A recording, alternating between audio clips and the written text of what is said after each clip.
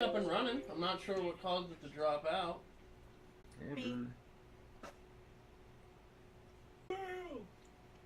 I will keep an eye on it as we're running. Alright, we're back live. We were talking Metalocalypse and other shit. We were just live. I'm not quite sure what happened.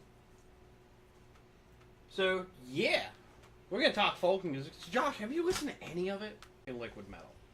Because I think Aortic Desecration was, like, honestly the worst song on the whole album. Down. We didn't even make it. Unless it just... Knock it off. I just kicked us back live. Yeah. I mean... Desecration. 32 was directly in. So we've got, what, 3 weeks until we go? Yeah, give or take. Them and Baby Metal. Again. Sweet. Yeah. Out. I'm excited. It's not a wig! I'm I'm excited. not talking about that on your head. No, that's not. I'm excited. That's all natural. Shut up, you. Here's the The thing original that Cutler. here's the thing that I'm gonna say to anybody who may be on the fence about going to this or may not know. If you like Death Clock and you've never got to see Death Clock, this is going to be your last chance. Brendan Smalls says there's no more shows, there's no more albums. It's this album, it's this movie, it's this tour. So, haven't experienced Death Clock and you like Death Clock, this is it. This is, at the end of the day, Brent was to be what it even became. It was supposed to be like every other Adult Swim show, 1 or 2 seasons, and then we pack it up and we fucking Grace of God if you got a 3rd season. And you gotta keep in mind that Brendan is pretty much writing everything. He has other very talented musicians that help him record and go on tour with him. But Brendan is the mastermind behind everything, and that's not something he didn't particularly enjoy the stress of doing it all himself. You think he has to write a show, he has to write songs, he has to do everything musically and everything else on the backside of shit.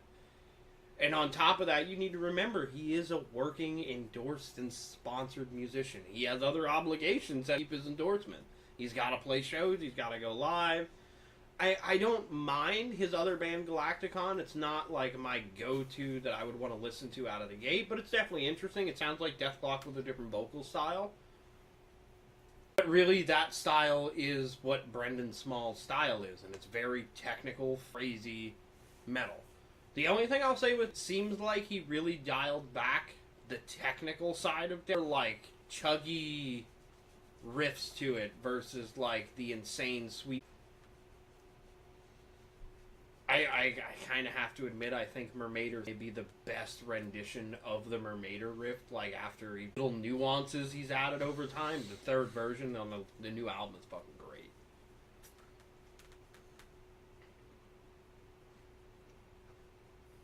But you know what, Death Clock does kind of play into this because they fucking wrote Awaken song from a folklore book Yeah. of the people that they fucking, killed half a town of, so. But yeah, folk music. We never fucking playing Call of Duty listening to fucking the Young Dubliners and fucking all kinds of fucking Celtic folk music. And neither one of us have ever been like, hey, we've never folk music. We've even talked punk and Celtic music. Folk punk. Folk punk.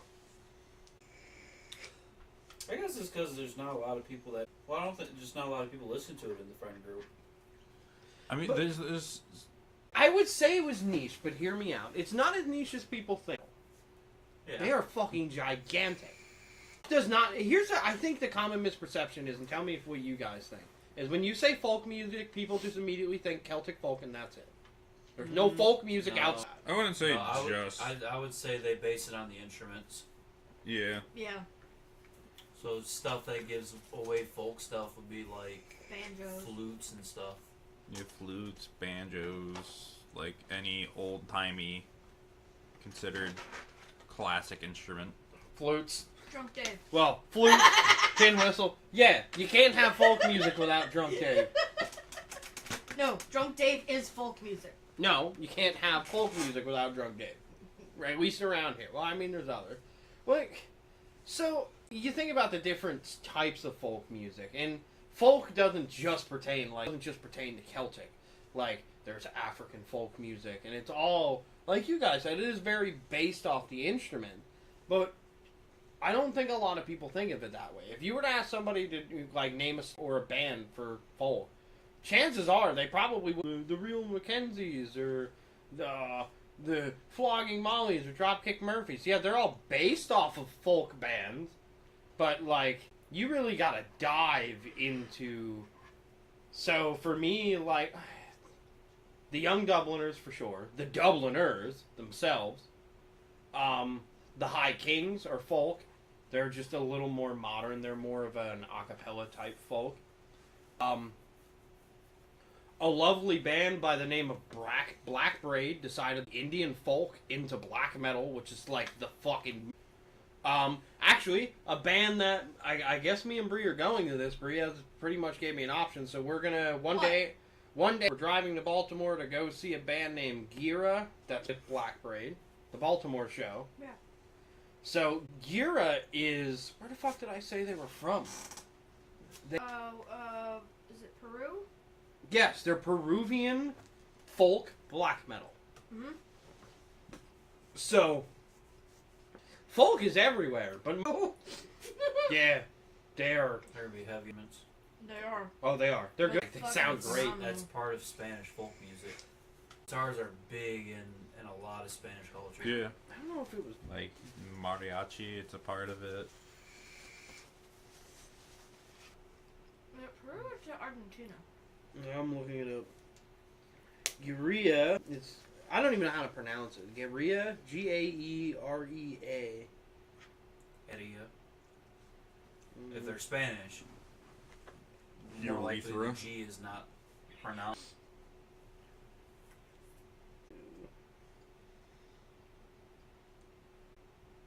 Portuguese.